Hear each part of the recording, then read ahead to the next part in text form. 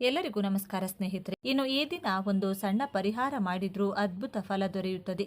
ಇವತ್ತು ನೀವು ಅಲೋವೆರಾ ಗಿಡದಿಂದ ಒಂದು ವಿಶೇಷ ವಿಧಾನದಲ್ಲಿ ಪರಿಹಾರ ಮಾಡಿದರೆ ಸಾಕು, ಎಷ್ಟು ತಿಂದರೂ ಕರಗದಷ್ಟು ಹಣ, ಕಷ್ಟಗಳ ನಿವಾರಣೆ ಮತ್ತು ಮುಟ್ಟಿದ್ದೆಲ್ಲವೂ ಚಿನ್ನವಾಗುವಂತಹ ಯೋಗ ನಿಮ್ಮದಾಗುತ್ತದೆ. ನಮ್ಮ ಸನಾತನ ಧರ್ಮದಲ್ಲಿ ಅನೇಕ ತಿಥಿಗಳು, ಅನೇಕ ಪರ್ವ ದಿನಗಳು ಬರುತ್ತಾ ಹೋಗುತ್ತವೆ. ಆದರೆ ಕೆಲವು ದಿನಗಳು ಮಾತ್ರ ಅತ್ಯಂತ ವಿಶೇಷವಾಗಿರುತ್ತವೆ. ಅವುಗಳಲ್ಲಿ ಅತಿ ಅಪರೂಪ, ಅತಿ ಶಕ್ತಿಯುತವಾದ ಈ ದಿನ, ಅದರಲ್ಲೂ ಎಷ್ಟೋ ವರ್ಷಗಳಿಗೆ ಒಮ್ಮೆ ಮಾತ್ರ ಸಂಭವಿಸುವ ದಿವ್ಯ ಯೋಗ. ಇಂತಹ ಪವರ್ಫುಲ್ ದಿನಗಳಲ್ಲಿ ಮಾಡುವ ಚಿಕ್ಕ ಚಿಕ್ಕ ತಾಂತ್ರಿಕ ಪರಿಹಾರಗಳು ಜೀವನವನ್ನೇ ಬದಲಾಯಿಸುವಷ್ಟು ಶಕ್ತಿಯುತವಾಗಿರುತ್ತವೆ.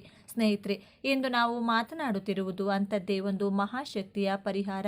ಪ್ರಕೃತಿ ನಮಗೆ ಕೊಟ್ಟಿರುವ ಒಂದು ಅದ್ಭುತವಾದ ಗಿಡ ಅಲೋವೆರಾ. ಈ ದಿನ ಈ ಗಿಡವನ್ನು ಬಳಸಿಕೊಂಡು ಒಂದು ಸಣ್ಣ ಪರಿಹಾರ ಮಾಡಿದರೆ ನಿಮ್ಮ ಹಣೆ ಬರಹವೇ ಬದಲಾಗಬಹುದು ಎಂದು ಶಾಸ್ತ್ರಗಳು ಹೇಳುತ್ತವೆ. ಈ ಪರಿಹಾರದ ನಂತರ ನಿಮ್ಮ ಮನೆಯಲ್ಲಿ ಎಷ್ಟು ತಿಂದರೂ ಕರಗದಷ್ಟು ಆಸ್ತಿ ಬಂದು ಸೇರುತ್ತದೆ ಎಂದು. ಅಲೋವೆರಾ ಸಾಮಾನ್ಯ ಗಿಡ ಅಲ್ಲ, ಇದನ್ನ ಸಂಜೀವಿನಿಗೆ ಸಮಾನವಾಗಿ ನೋಡುತ್ತಾರೆ. ಆಯುರ್ವೇದದಲ್ಲಿ ಇದಕ್ಕೆ ಎಷ್ಟು ಮಹತ್ವವಿದೆಯೋ ಆಧ್ಯಾತ್ಮಿಕತೆಯಲ್ಲಿ ಇದಕ್ಕೆ ಅದಕ್ಕಿಂತಲೂ ಹೆಚ್ಚು ಪ್ರಾಮುಖ್ಯತೆ ಇದೆ. ನಾವು ಸಾಮಾನ್ಯವಾಗಿ ಅಲೋವೆರಾವನ್ನು ಆರೋಗ್ಯಕ್ಕೆ, ಸೌಂದರ್ಯಕ್ಕೆ ಮಾತ್ರ ಬಳಸುತ್ತೇವೆ. ಮುಖಕ್ಕೆ, ಕೂದಲಿಗೆ ಅಥವಾ ಶುಗರ್ ಇರುವವರು ಜ್ಯೂಸ್ ಮಾಡಿ ಕುಡಿಯಲು ಬಳಸುತ್ತಾರೆ. ಆದರೆ ಇದರಲ್ಲಿರುವ ಆಧ್ಯಾತ್ಮಿಕ ಶಕ್ತಿ ಬಹುತೇಕರಿಗೆ ಗೊತ್ತೇ ಇಲ್ಲ. ಅಲೋವೆರಾ ಹೆಚ್ಚಾಗಿ ಹೊಟ್ಟೆಯಲ್ಲಿರುವ ವಿಷವನ್ನು ಹೊರಗೆ ತಳ್ಳುವಂತೆ, ಮನೆಗೆ ಹಿಡಿದಿರುವ ದರಿದ್ರ, ದುಷ್ಟಶಕ್ತಿ, ನರಪೀಡೆಯನ್ನು ಹೊರಗೆ ತಳ್ಳುವ ಶಕ್ತಿ ಹೊಂದಿದೆ. ಪುರಾಣಗಳು ಹೇಳುತ್ತವೆ, ಲಕ್ಷ್ಮೀದೇವಿಯ ಅನುಗ್ರಹ ಈ ಗಿಡದ ಮೇಲೆ ಸದಾ ಇರುತ್ತದೆ ಎಂದು. ಮುಕ್ಕೋಟಿ ದೇವತೆಗಳು ಈ ಗಿಡದಲ್ಲಿ ನೆಲೆಸಿರುತ್ತಾರೆ. ಆದ್ದರಿಂದಲೇ ನಮ್ಮ ಹಿರಿಯರು ಮನೆ ಬಾಗಿಲಿಗೆ ಅಲೋವೆರಾ ಕಟ್ಟುತ್ತಿದ್ದರು. ಏಕೆಂದರೆ ಈ ಗಿಡಕ್ಕೆ ಹಣವನ್ನು ಆಕರ್ಷಿಸುವ ಅದ್ಭುತ ಶಕ್ತಿ ಇದೆ. ಮ್ಯಾಗ್ನೆಟ್ ಕಬ್ಬಿಣವನ್ನು ಆಕರ್ಷಿಸುವಂತೆ ಅಲೋವೆರಾ ಗಿಡ ಹಣ, ಐಶ್ವರ್ಯ, ಸಂಪತ್ತನ್ನು ಆಕರ್ಷಿಸುತ್ತದೆ. ಜೊತೆಗೆ ನರದೃಷ್ಟಿ, ನರಪೀಡೆಯನ್ನು ಕೂಡ ಹೊಡೆದು ಓಡಿಸುವ ಶಕ್ತಿ ಇದೆ. ಇಷ್ಟೊಂದು ಶಕ್ತಿಯುತವಾದ ಗಿಡವನ್ನು ಇಷ್ಟೇ ಶಕ್ತಿಯುತವಾದ ದಿನದಲ್ಲಿ ಬಳಸಿದರೆ ಏನಾಗುತ್ತದೆ, ಅದೇ ಈಗ ನಾವು ತಿಳಿದುಕೊಳ್ಳೋದು. ಆದರೆ ಅದಕ್ಕೂ ಮೊದಲು ನೀವಿನ್ನು ನಮ್ಮ ಚಾನಲ್ನ ಸಬ್ಸ್ಕ್ರೈಬ್ ಮಾಡಿಲ್ಲ ಅಂದರೆ ಈಗಲೇ ಸಬ್ಸ್ಕ್ರೈಬ್ ಮಾಡಿ. ವಿಡಿಯೋ ಇಷ್ಟ ಆದರೆ ಒಂದು ಲೈಕ್ ಕೊಡೋದನ್ನು ಮರಿಬೇಡಿ. ಎಲ್ಲರೂ ಭಕ್ತಿಯಿಂದ ಓಂ ಶ್ರೀ ಮಹಾಲಕ್ಷ್ಮಿ ನಮಃ ಅಂತ ಕಮೆಂಟ್ ಮಾಡಿ. ಸ್ನೇಹಿತರೆ, 100 ವರ್ಷಗಳ ನಂತರ ಬರುವ ಈ ದಿನ ನಿಮ್ಮ ಜೀವನ, ನಿಮ್ಮ ಹಣೆ ಬರಹ ಎಲ್ಲವನ್ನ ಬದಲಾಯಿಸುವ ಶಕ್ತಿ ಹೊಂದಿದೆ. ಆದ್ದರಿಂದ ಈ ವಿಡಿಯೋವನ್ನು ಒಂದು ಕ್ಷಣವೂ ಸ್ಕಿಪ್ ಮಾಡದೆ ಪೂರ್ತಿಯಾಗಿ ನೋಡಿ. ನೀವು ಸ್ಕಿಪ್ ಮಾಡುವ ಆ ಒಂದು ನಿಮಿಷ ನಿಮ್ಮ ಜೀವನ ಬದಲಾಯಿಸುವ ಒಂದು ದೊಡ್ಡ ರಹಸ್ಯವನ್ನು ನಿಮ್ಮಿಂದ ದೂರ ಮಾಡಬಹುದು. ಅದೃಷ್ಟದ ಬಾಗಿಲು ತಟ್ಟುವಾಗ ನಿರ್ಲಕ್ಷ್ಯ ಮಾಡಬೇಡಿ. ನಿಮ್ಮ ಕುಟುಂಬ ಆರೋಗ್ಯವಾಗಿ, ಸಂತೋಷವಾಗಿ, ಐಶ್ವರ್ಯವಾಗಿ ಬದುಕಲು ಈ ವಿಡಿಯೋದಲ್ಲಿರುವ ಪ್ರತಿಯೊಂದು ವಿಷಯವನ್ನು ಶ್ರದ್ಧೆಯಿಂದ ಕೇಳಿಸಿಕೊಳ್ಳಿ. ಸ್ನೇಹಿತರೆ, ದೃಷ್ಟಿದೋಷ ನಿವಾರಣೆಗೆ ಇದು ಅತ್ಯಂತ ಪವರ್ಫುಲ್ ದಿನವಾಗಿದೆ. ಸಾಮಾನ್ಯವಾಗಿ ನಮ್ಮ ಜೀವನದಲ್ಲಿ ಕೆಲಸಗಳು ನಿಂತು ಹೋಗುವುದು, ಮನೆಯಲ್ಲಿ ಯಾವಾಗಲೂ ಗಲಾಟೆಗಳು ನಡೆಯುವುದು, ಹಣ ಕೈಯಲ್ಲಿ ಉಳಿಯದೆ ಹೋಗುವುದು, ಇವೆಲ್ಲಕ್ಕೂ ಮುಖ್ಯ ಕಾರಣ ನರದೃಷ್ಟಿ ಎಂದು ಶಾಸ್ತ್ರಗಳು ಹೇಳುತ್ತವೆ. ನರದೃಷ್ಟಿಗೆ ಕಲ್ಲು ಕೂಡ ಕರಗುತ್ತದೆ ಎಂಬ ಗಾದೆ ಮಾತಿದೆ. ಅಂತಹ ಭಯಂಕರವಾದ ದೃಷ್ಟಿಯನ್ನು ತೆಗೆದುಹಾಕಲು ಈ ದಿನದಂದು ಸಂಜೆ ಸಂಧ್ಯಾ ಸಮಯದಲ್ಲಿ ನಿಮ್ಮ ಕುಟುಂಬ ಸದಸ್ಯರಿಗೆ, ಮುಖ್ಯವಾಗಿ ಮಕ್ಕಳಿಗೆ ದೃಷ್ಟಿ ತಾಕದಂತೆ ಇರಬೇಕು. ಅಂದರೆ ಕಾಲಿಗೆ ಕಪ್ಪು ದಾರ ಕಟ್ಟಿಕೊಳ್ಳುವುದು ತುಂಬ ಒಳ್ಳೆಯದು. ಇದಕ್ಕಾಗಿ ಒಂದು ಕಪ್ಪು ದಾರವನ್ನು ಕೈಯಲ್ಲಿ ಹಿಡಿದುಕೊಂಡು ನಾನು ಹೇಳುವ ಈ ಚಿಕ್ಕ ಮಂತ್ರವನ್ನು ಮನಸ್ಸಿನಲ್ಲಿ ಜಪಿಸಬೇಕು. ಓಂ ಲಂ ಲಂ ಲಂ, ಓಂ ಲಂ ಲಂ ಲಂ, ದೃಷ್ಟಿ ನಿವಾರಯಾಮಿ, ದೃಷ್ಟಿ ನಿವಾರಯಾಮಿ, ಇದೇ ಆ ಮಂತ್ರ. ಇಲ್ಲಿ ಲಂ ಎನ್ನುವುದು ಒಂದು ಬೀಜಾಕ್ಷರ. ಇದು ಭೂತತ್ವವನ್ನು ಸೂಚಿಸುತ್ತದೆ ಮತ್ತು ರಕ್ಷಣೆಯ ಶಕ್ತಿಯನ್ನು ಕೊಡುತ್ತದೆ. ಈ ಮಂತ್ರವನ್ನು 11 ಬಾರಿ ಜಪಿಸಿ ಆ ದಾರಕ್ಕೆ ಶಕ್ತಿ ತುಂಬಿದ ನಂತರ ಹೆಂಗಸರಾದರೆ ಎಡಗಾಲಿಗೆ, ಪುರುಷರಾದರೆ ಬಲಗಾಲಿಗೆ ಆ ಕಪ್ಪು ದಾರವನ್ನು ಕಟ್ಟಿಕೊಳ್ಳಿ. ಈ ದಾರ ನಿಮಗೆ ರಕ್ಷಣೆಯಂತೆ ಕೆಲಸ ಮಾಡುತ್ತದೆ. ಯಾವುದೇ ಕೆಟ್ಟದ್ದು ನಡೆಯದಂತೆ ಕಾಪಾಡುತ್ತದೆ. ಶತ್ರುಗಳ ದುಷ್ಟ ಪ್ರಯೋಗಗಳು ಯಾವುದೂ ಫಲಿಸುವುದಿಲ್ಲ. ಆದರೆ ಸ್ನೇಹಿತರೆ, ನಮ್ಮ ರಕ್ಷಣೆ ಮಾತ್ರ ಸಾಕಾಗಲ್ಲ, ನಮ್ಮ ಮನೆಯ ರಕ್ಷಣೆಯೂ ಅಷ್ಟೇ ಮುಖ್ಯ. ಮನೆಗೆ ದೃಷ್ಟಿ ತಾಕದಂತೆ ಇರಿಸಲು ಈ ದಿನದಂದು ಮನೆ ಬಾಗಿಲಿಗೆ ಒಂದು ಕುಂಬಳಕಾಯಿ ಕಟ್ಟಿಕೊಳ್ಳುವುದು ತುಂಬ ಉತ್ತಮ. ಈ ದಿನ ಒಂದು ವೇಳೆ ನಿಮ್ಮ ಮನೆ ಬಾಗಿಲಿಗೆ ಹಳೆಯ ಕುಂಬಳಕಾಯಿ ಇದ್ದರೆ ಅದನ್ನು ತೆಗೆದುಹಾಕಿ ಹೊಸ ಬೂದು ಕುಂಬಳಕಾಯಿಯನ್ನು ತಂದು ಅದಕ್ಕೆ ಅರಿಶಿನ ಹಚ್ಚಿ ಕುಂಕುಮದ ಬೊಟ್ಟುಗಳನ್ನು ಇಟ್ಟು ಧೂಪ ತೋರಿಸಿ ಹೊಸದಾಗಿ ಬಾಗಿಲಿಗೆ ಕಟ್ಟಿಕೊಳ್ಳಿ. ಇದನ್ನು ಕಟ್ಟಿದರೆ ಮನೆಗೆ ದೃಷ್ಟಿ ತಗುಲುವುದಿಲ್ಲ. ಒಂದು ವೇಳೆ ಕುಂಬಳಕಾಯಿ ಕಟ್ಟಲು ಸಾಧ್ಯವಾಗದಿದ್ದರೆ ನಿಮ್ಮ ಆಚಾರ ಅಥವಾ ಇಷ್ಟದ ಪ್ರಕಾರ ಅಲೋವೆರಾ ಗಿಡ ಅಥವಾ ತೆಂಗಿನಕಾಯಿಯನ್ನು ಕೂಡ ಕಟ್ಟಿಕೊಳ್ಳಬಹುದು. ಹಳೆಯದು ಇದ್ದರೆ ಅದನ್ನು ತೆಗೆದುಹಾಕಿ ಹೊಸದಾಗಿ ಕಟ್ಟುವುದು ತುಂಬ ಮುಖ್ಯ. ಇನ್ನು ಸ್ನೇಹಿತರೆ, ಅತಿ ಶಕ್ತಿಯುತವಾದ ಈ ದಿನ ಅಲೋವೆರಾ ಗಿಡದಿಂದ ಒಂದು ಚಿಕ್ಕ ಪರಿಹಾರ ಮಾಡಿದರೆ ನಿಮ್ಮ ಜಾತಕವೇ ಬದಲಾಗುತ್ತದೆ. ಹಿರಿಯರು ಹೇಳ್ತಾರೆ, ಈ ಪರಿಹಾರದ ನಂತರ ಎಷ್ಟು ತಿಂದರೂ ಕರಗದಷ್ಟು ಆಸ್ತಿ ಬರುತ್ತದೆ ಎಂದು. ಈಗ ನಾವು ಹೇಳಲಿರುವ ಅಲೋವೆರಾ ಪರಿಹಾರ ಸಾಮಾನ್ಯವಾಗಿ ಮನೆ ಮುಂದೆ ದೃಷ್ಟಿಗಾಗಿ ಕಟ್ಟುವ ಪರಿಹಾರ ಅಲ್ಲ. ಇದು ಒಂದು ಪ್ರತ್ಯೇಕವಾದ ಅತಿ ಶಕ್ತಿಯುತವಾದ ತಾಂತ್ರಿಕ ಪರಿಹಾರ. ಹಣವನ್ನು ಆಕರ್ಷಿಸಲು, ದರಿದ್ರವನ್ನು ಹೊರಗೆ ತಳ್ಳಲು ಇದು ಒಂದು ಅದ್ಭುತ ಮಾರ್ಗ. ಅದರಲ್ಲೂ ಈ ಪವಿತ್ರ ದಿನದಂದು ಬೆಳಿಗ್ಗೆ ಬ್ರಹ್ಮ ಮುಹೂರ್ತದಲ್ಲಿ ಅಥವಾ ಸಂಜೆ ಸೂರ್ಯ ಮುಳುಗುವ ಸಂಧ್ಯಾ ಸಮಯದಲ್ಲಿ ಈ ಪರಿಹಾರವನ್ನು ಮಾಡಬೇಕು. ಈಗ ಗಮನವಿಟ್ಟು ಕೇಳಿಸಿಕೊಳ್ಳಿ. ಪರಿಹಾರವನ್ನು ಹೇಗೆ ಮಾಡಬೇಕು ಎಂದು ನಾನು ಹಂತ ಹಂತವಾಗಿ ಹೇಳ್ತೇನೆ. ಮೊದಲು ಒಂದು ಚೆನ್ನಾಗಿ ಆರೋಗ್ಯವಂತವಾಗಿರುವ ಅಲೋವೆರಾ ಗಿಡವನ್ನು ತೆಗೆದುಕೊಳ್ಳಿ. ಗಿಡವನ್ನು ಎಲ್ಲಿಂದ ತಂದಿದ್ದೀರಿ ಎಂಬುದು ಮುಖ್ಯವಲ್ಲ, ಆದರೆ ಆ ಗಿಡ ಎಷ್ಟು ಜೀವಶಕ್ತಿಯಿಂದ ತುಂಬಿದೆ ಅದೇ ತುಂಬ ಮುಖ್ಯ.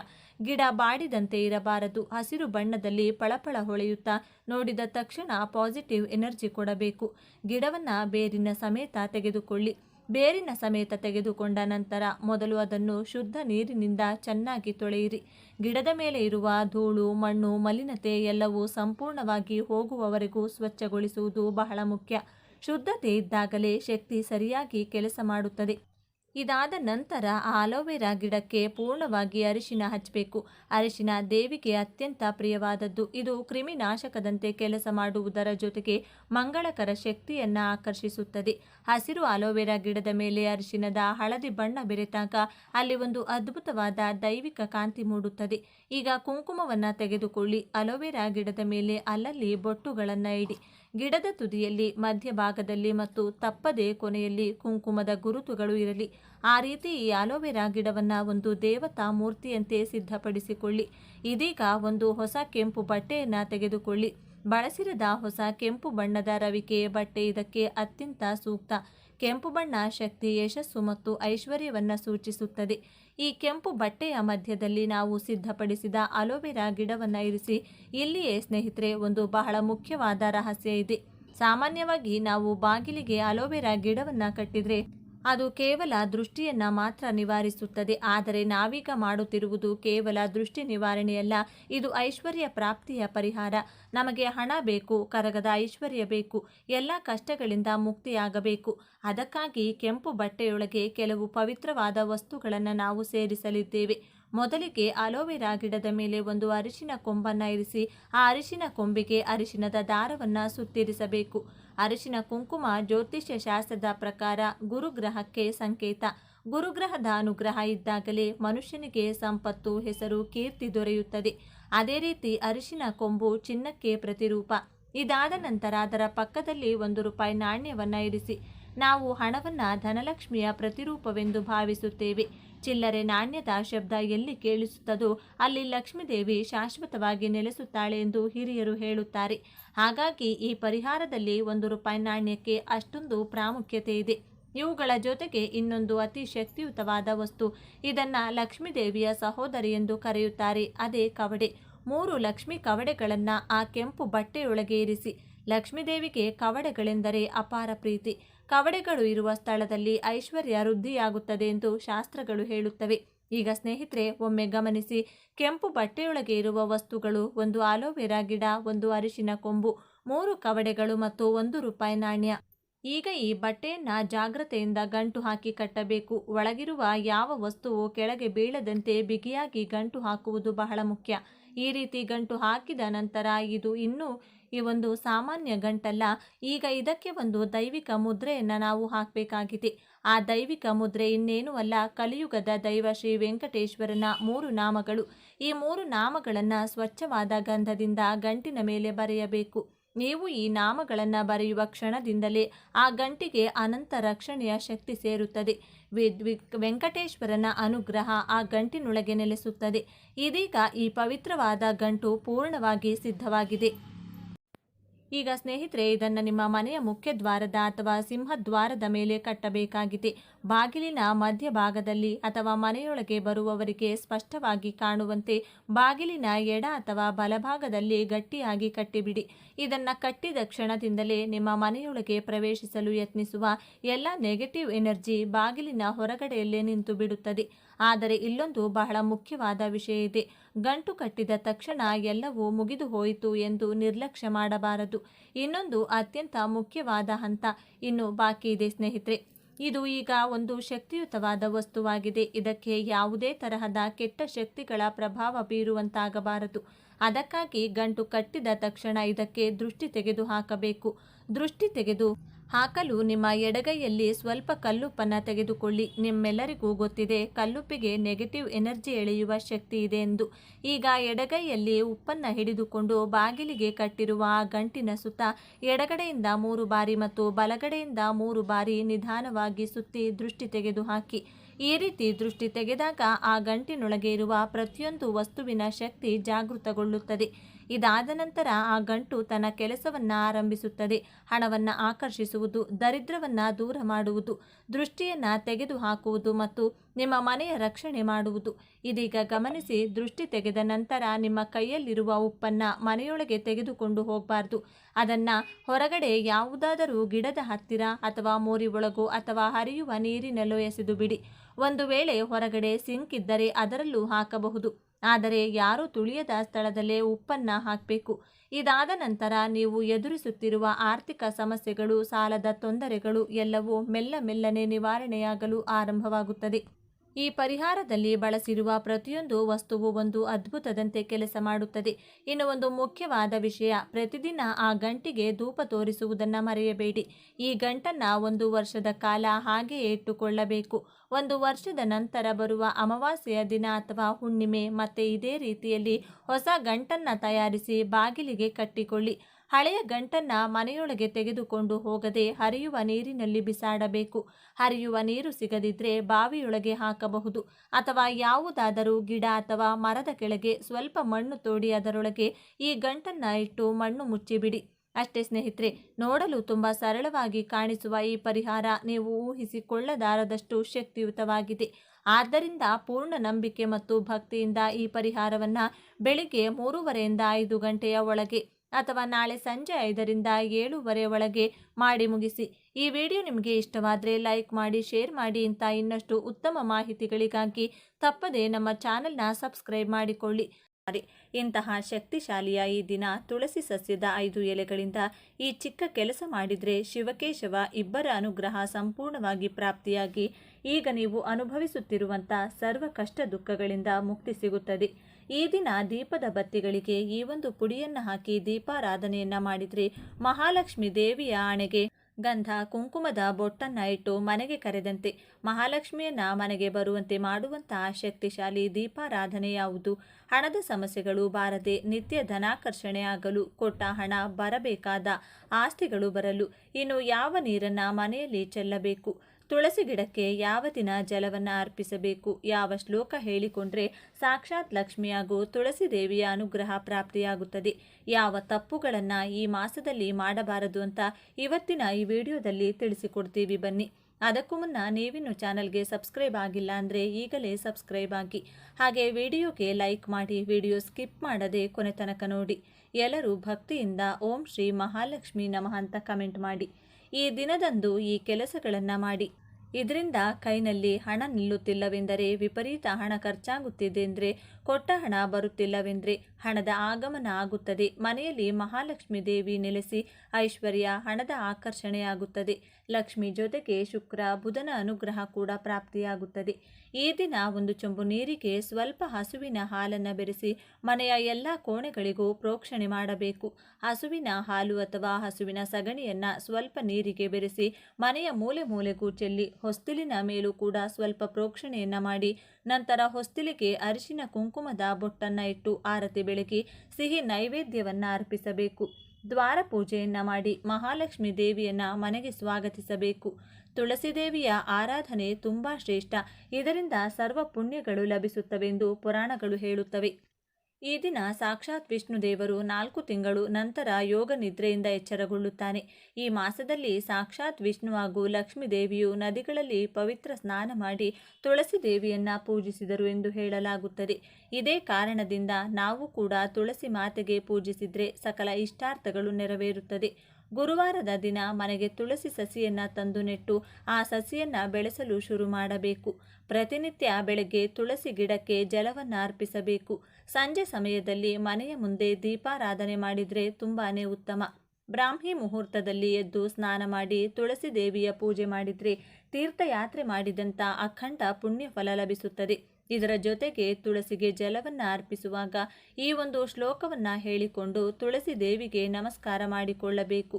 ಮಹಾಪ್ರಸಾದ ಜನನಿ ಸರ್ವ ಸೌಭಾಗ್ಯವರ್ಧಿನಿ ಆದಿವ್ಯಾಧಿ ಆರನಿತ್ಯಂ ತುಳಸಿ ನಿತ್ವಾಂ ನಮೋಸ್ತುತೆ. ಈ ಚಿಕ್ಕ ಶ್ಲೋಕವನ್ನು 3 ಬಾರಿ, 11 ಬಾರಿ ಅಥವಾ 21 ಬಾರಿ ಹೇಳಿಕೊಳ್ಳಿ. ಇನ್ನು ಈ ಒಂದು ಕೆಲಸವನ್ನು ಈ ದಿನ ಮಾಡಿದರೆ ಮಹಾಲಕ್ಷ್ಮೀ ದೇವಿ ಮನೆಗೆ ಬಂದು ಶಾಶ್ವತವಾಗಿ ನೆಲೆಸುತ್ತಾಳೆ. ಮನೆಯಲ್ಲಿನ ಸರ್ವ ಹಣಕಾಸಿನ ಸಮಸ್ಯೆಗಳು ದೂರವಾಗಿ ಅದೃಷ್ಟ ಕೂಡಿ ಬರುತ್ತದೆ. ಹಾಗೆಯೇ ಏಲಕ್ಕಿಗೆ ಧನಾಕರ್ಷಣೆಯ ಶಕ್ತಿ ವಿಪರೀತವಾಗಿರುತ್ತದೆ ಎಂದು ಪರಿಹಾರ ಶಾಸ್ತ್ರದಲ್ಲಿ ತಿಳಿಸಿದ್ದಾರೆ. ಆದ್ದರಿಂದ ಬರಬೇಕಾದ ಹಣ ಬರಲು ಹಣ ಹೆಚ್ಚು ಖರ್ಚಾಗುತ್ತಿದ್ದರೆ ಈ ದಿನ 5 ಏಲಕ್ಕಿಗಳನ್ನು ತೆಗೆದುಕೊಂಡು ಆ 5 ಏಲಕ್ಕಿಯನ್ನು ನಿಮ್ಮ ಪರ್ಸ್ನಲ್ಲಿಟ್ಟುಕೊಳ್ಳಬೇಕು. ಮನೆಯಲ್ಲಿ ದುಡ್ಡಿಡುವ ಪೆಟ್ಟಿಗೆ ಅಥವಾ ಬೀರುವಿನಲ್ಲೂ 5 ಏಲಕ್ಕಿಯನ್ನು ಇಟ್ಟುಕೊಳ್ಳಿ. ವಾರಕ್ಕೆ 1 ಸಲವಾದರೂ ಆ ಏಲಕ್ಕಿಗಳನ್ನು ಬದಲಿಸಬೇಕು. ಬಳಸಿದ ಹಳೆಯ ಏಲಕ್ಕಿಯನ್ನು ಅಡುಗೆಗೆ ಬಳಸಿ. ಹೀಗೆ ಮಾಡುತ್ತಾ ಬಂದರೆ ಕ್ರಮಕ್ರಮವಾಗಿ ವ್ಯರ್ಥ ಖರ್ಚುಗಳು ಕಡಿಮೆಯಾಗ್ತಾ ಹೋಗುತ್ತದೆ. ಆದಾಯದ ಮಾರ್ಗಗಳು ಹೆಚ್ಚಾಗುತ್ತದೆ. ತುಳಸಿ ಗಿಡವನ್ನು ದಾನ ಮಾಡುವುದು ಕೂಡ ಉತ್ತಮ ಫಲ ತಂದು ಕೊಡುತ್ತದೆ. ತುಳಸಿಗೆ ನೀರನ್ನು ಅರ್ಪಿಸುವಾಗ ಆ ನೀರಿಗೆ ಸ್ವಲ್ಪ ಹಾಲನ್ನು ಬೆರೆಸಬೇಕು. ಈ ಮಾಸದ ಅಷ್ಟೂ ದಿನ ತುಳಸಿಯ ಮುಂದೆ ದೀಪಗಳನ್ನು ಬೆಳಗಿಸಬೇಕು. ಈ ಕೆಲಸಗಳನ್ನು ಮಾಡುತ್ತಾ ಬಂದರೆ ಲಕ್ಷ್ಮೀ ದೇವಿಯ ಜೊತೆಗೆ ಕುಬೇರ ದೇವರ ಅನುಗ್ರಹವೂ ಕೂಡ ಪ್ರಾಪ್ತಿಯಾಗುತ್ತದೆ. ಆದ್ದರಿಂದ ಒಂದು ಚಿಕ್ಕ ತುಳಸಿ ಸಸಿಗೆ ಹಳದಿ ವಸ್ತ್ರವನ್ನು ಸುತ್ತಿ ನೀವು ಕೆಲಸ ಮಾಡುವ ಜಾಗದಲ್ಲಿ ಅಥವಾ ವ್ಯಾಪಾರ ಸ್ಥಳದಲ್ಲಿಟ್ಟುಕೊಂಡ್ರೆ ವ್ಯಾಪಾರ ವ್ಯವಹಾರಗಳಲ್ಲಿ, ಉದ್ಯೋಗ ರಂಗದಲ್ಲಿ ವಿಶೇಷ ಏಳಿಗೆ ಉಂಟಾಗುತ್ತದೆ. ಇನ್ನು ಮನೆಯಲ್ಲಿ ಸಂಜೆಯ ಸಮಯದಲ್ಲಿ ಒಂದು ವಿಶೇಷ ಪುಡಿಯನ್ನು ದೀಪದ ಬತ್ತಿಗಳಿಗೆ ಹಚ್ಚಬೇಕು. ಇದರಿಂದ ಮನೆಗೆ ಧನಾಕರ್ಷಣೆಯಾಗುತ್ತದೆ. ಮಹಾಲಕ್ಷ್ಮಿಯ ಜೊತೆಗೆ ಶುಕ್ರನ ಕೃಪೆ ಹೆಚ್ಚಾಗಿ ಹಣದ ಸಮಸ್ಯೆಗಳೆಲ್ಲ ಶೀಘ್ರವಾಗಿ ದೂರವಾಗುತ್ತದೆ. ಏನು ಮಾಡಬೇಕು ಅಂದರೆ ಸಂಜೆಯ ಸಮಯದಲ್ಲಿ ಹಸಿರು ಬಣ್ಣದ ಬತ್ತಿಗಳನ್ನು ದೀಪಕ್ಕೆ ಹಚ್ಚಬೇಕು, ಕೂರಿಸಬೇಕು. ಅದಕ್ಕೂ ಮೊದಲು ದೀಪದ ಬತ್ತಿಗಳಿಗೆ ಜಾಜಿಕಾಯಿ ಪುಡಿಯನ್ನು ಹಚ್ಚಬೇಕು. ಹೀಗೆ ಮಾಡಿ ದೀಪಾರಾಧನೆಯನ್ನು ಮಾಡಿದರೆ ಮನೆಗೆ ಹಣ ಪ್ರವಾಹದಂತೆ ಬರುತ್ತದೆ. ಇದಕ್ಕೆ ಕಾರಣ ಏನು ಅಂತ ನೋಡೋದಾದರೆ, ಜಾಜಿಕಾಯಿ ಅಂದರೆ ನವಗ್ರಹಗಳಲ್ಲಿ ಶುಕ್ರನಿಗೆ ಅತ್ಯಂತ ಪ್ರಿಯವಾದ ವಸ್ತು.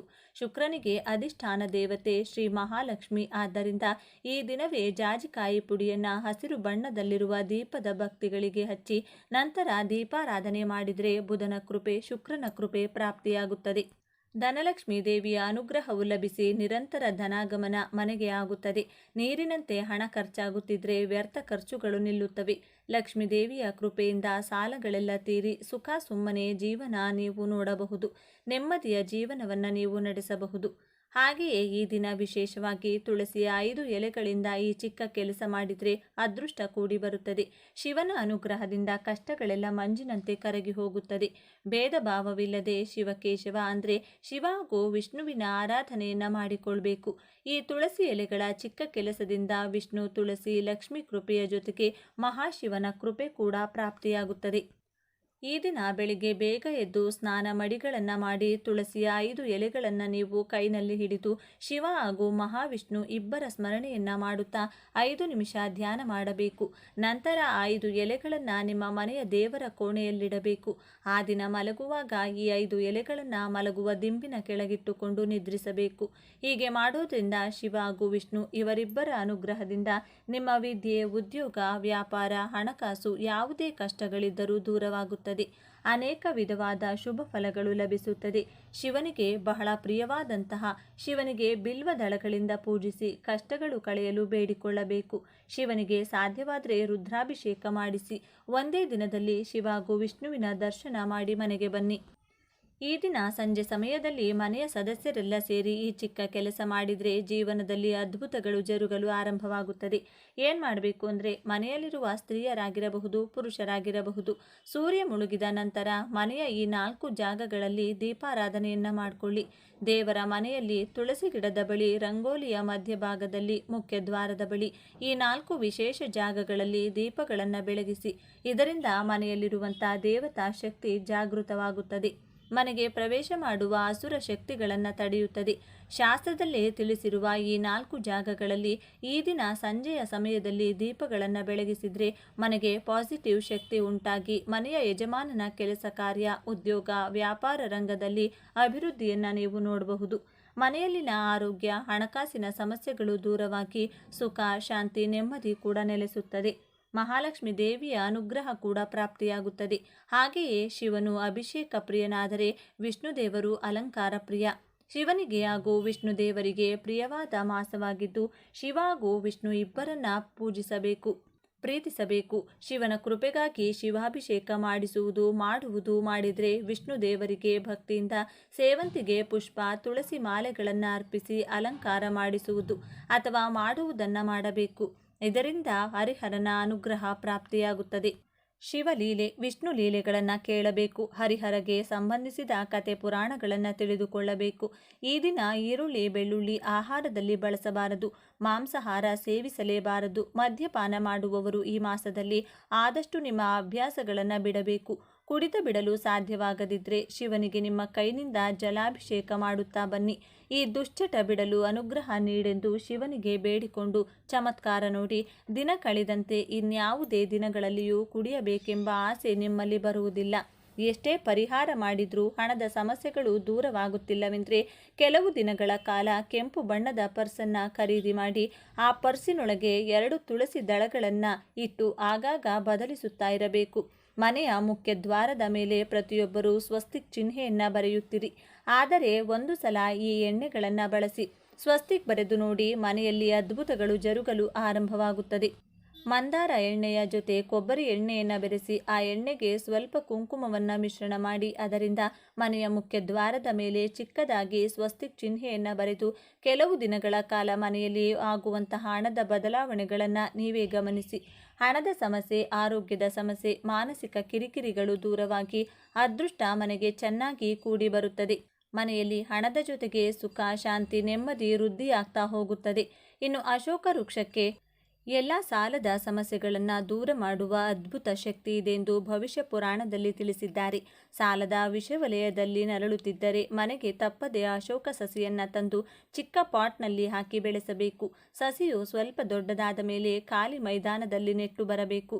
ಅಶೋಕ ಸಸಿ ನಿಮ್ಮ ಮನೆಯಲ್ಲಿ ದೊಡ್ಡದಾಗುತ್ತಾ ಹೋದಂತೆ ಮನೆಯಲ್ಲಿನ ಹಣದ ಸಮಸ್ಯೆಗಳು, ಸಾಲದ ಸಮಸ್ಯೆಗಳು ಅತಿ ಶೀಘ್ರವಾಗಿ ದೂರವಾಗ್ತಾ ಹೋಗುತ್ತೆ. ಜೀವನದಲ್ಲಿ ಸಾಲಗಳು ಬರುವುದು, ಜಾತಕದಲ್ಲಿ ಕುಜದೋಷ ಹೆಚ್ಚಾದಾಗ, ಕುಜನ ಬಲ ಇಲ್ಲವೆಂದರೆ ಹಣದ ಸಮಸ್ಯೆ, ಸಾಲದ ಸಮಸ್ಯೆಗಳು ಹೆಚ್ಚುತ್ತದೆ. ಕುಜನ ಕೃಪೆಗಳು ಶೀಘ್ರವಾಗಿ ತೀರಲು ಸ್ನಾನದ ನೀರಿಗೆ ಸ್ವಲ್ಪ ಕಲ್ಲುಪ್ಪು, ಎಳ್ಳು ಹಾಗೂ ನೆಲ್ಲಿಕಾಯಿಯ ಪುಡಿಯನ್ನು ಬೆರೆಸಿ ಸ್ನಾನವನ್ನು ಮಾಡ್ತಾ ಬರಬೇಕು. ಹೀಗೆ 9 ಮಂಗಳವಾರ ಸ್ನಾನ ಮಾಡಿದ್ದೇ ಆದಲ್ಲಿ ಸಾಲಗಳೆಲ್ಲ ತೀರಿ ಹಣದ ಆದಾಯ ಹೆಚ್ಚುತ್ತಾ ಹೋಗುತ್ತದೆ. ಒಂದೊಂದು ಮಂಗಳವಾರವೂ ಆಗುತ್ತಿದ್ದಂತೆ ಯಾವುದಾದರೂ ರೂಪದಲ್ಲಿ ಹಣ ಕೈ ಸೇರಿ ಸಾಲಗಳನ್ನು ತೀರಿಸಲು ಸಹಾಯವಾಗುತ್ತದೆ.